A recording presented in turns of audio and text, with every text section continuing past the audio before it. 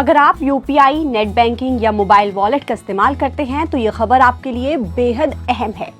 दरअसल भारत में digital payment का इस्तेमाल बहुत तेजी से बढ़ा है, जिससे लेन देन काफी आसान और तेज हो गया है।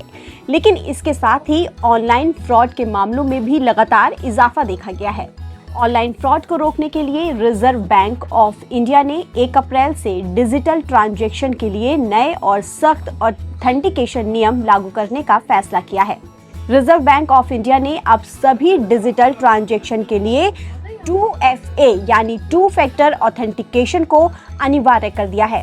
अब किसी भी ऑनलाइन भुगतान को पूरा करने के लिए आपको 2 अलग-अलग तरीकों से अपनी पहचान वेरीफाई करनी होगी।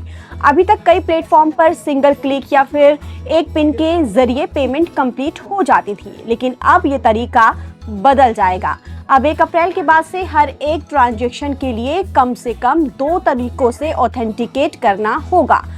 आरबीआई की गाइडलाइन में कहा गया है कि सभी इशूअर्स, बैंक, कार्ड नेटवर्क और फिनटेक को कस्टमर्स को ऑथेंटिकेशन के लिए ऑप्शन देने होंगे। इनमें से एक का डायनेमिक होना जरूरी है। इसका मतलब ये है कि वो कोड या सुरक्षा पैमाना हर ट्रांजैक्शन के लिए अलग अलग होगा और तुरंत जनरेट होगा। अगर इन नियमों के पालन में लापरवाही की वजह से फ्रॉड होता है तो उसकी जिम्मेदारी जारी करने वाले बैंक या पेमेंट सर्विस प्रोवाइडर पर होगी। इसे सभी संस्थाएं मजबूत सिक्योरिटी सिस्टम अपनाने के लिए मजबूर होगी।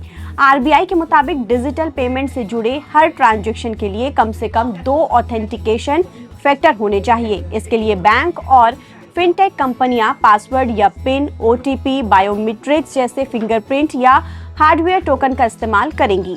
अभी तक हम अक्सर एक ही स्टैटिक पिन का इस्तेमाल कर हर जगह पेमेंट करते थे, जिसे हैकर्स आसानी से चुरा लेते थे। लेकिन अब हर बार एक नया रियल टाइम सुरक्षा कोड जनरेट होगा।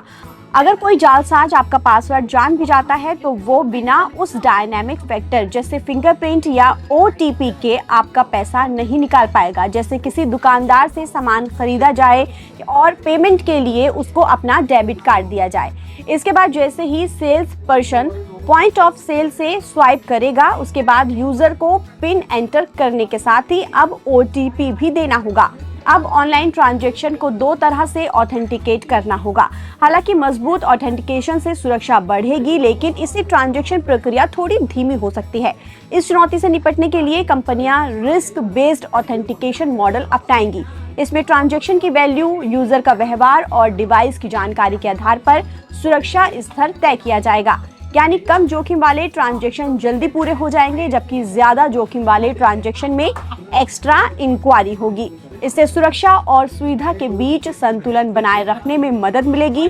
आरबीआई के नए नियम से न केवल ग्राहकों के पैसों की सुरक्षा बढ़ेगी, बल्कि छोटे व्यापारियों और मर्चेंट्स को भी काफी फायदा मिलेगा। ताज़ा अपडेट के लिए आप बने रहिए नवभारत टाइम्स के साथ। नमस्कार।